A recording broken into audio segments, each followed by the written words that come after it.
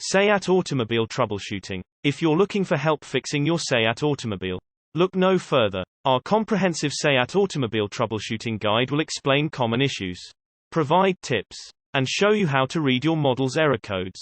Why is my car overheating? When it comes to vehicle temperature, your car is designed to run at high temperatures, somewhere between 195 and 220 degrees Fahrenheit, to be exact. And while this may seem hot to you, this is a relatively comfortable temperature range for your engine. After all, tiny explosions known as combustion are responsible for making your car move. A lot of heat can escape your engine around the cylinder heads at the top of the engine. If this heat isn't kept under control, it can build up and cause your engine to get way hotter than it's comfortable with. Especially if it's already a hot day. If you notice a spike on your vehicle's temperature gauge, it could be a symptom of a few different things. Diagnose a check engine light. A check engine or service engine soon or reduced power light or warning message on your dash means your car's computer has detected a problem with the engine or transmission and stored a trouble code in its memory. In most cases, the problem is caused by a faulty sensor that you can probably replace yourself. But, first, you have to get the trouble code from the computer. Many auto parts stores will read the trouble code for free. Or, you can buy a scan tool, code reader, and pull the codes yourself. Replace that broken antenna. Replacing a fender mount antenna mast is easy.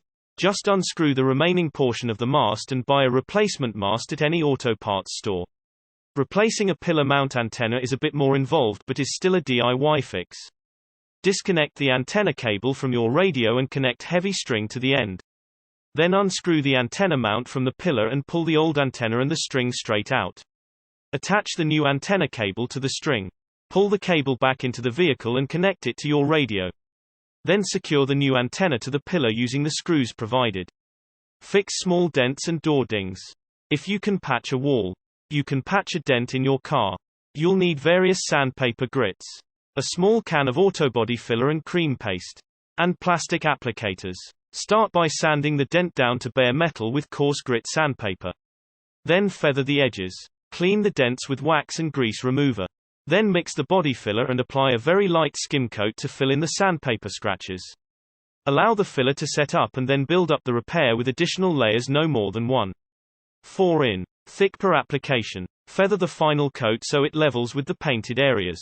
After it cures, sand until smooth. Then apply a cream filler to the entire area to fill in any pinholes. Let it cure and do a final sand.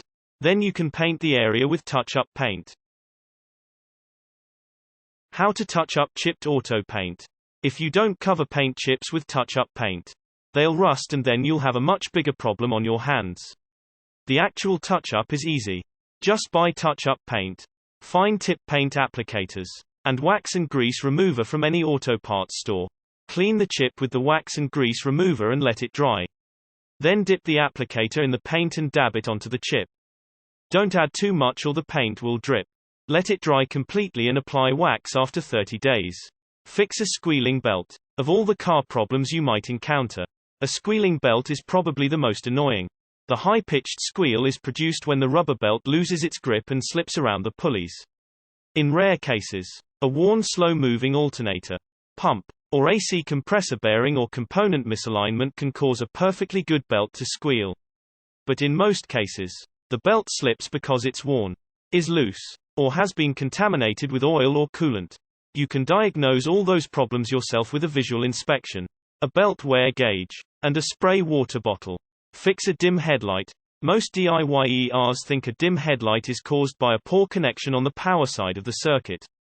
That's possible, but in most cases, the dim headlight is caused by corrosion on the ground connection.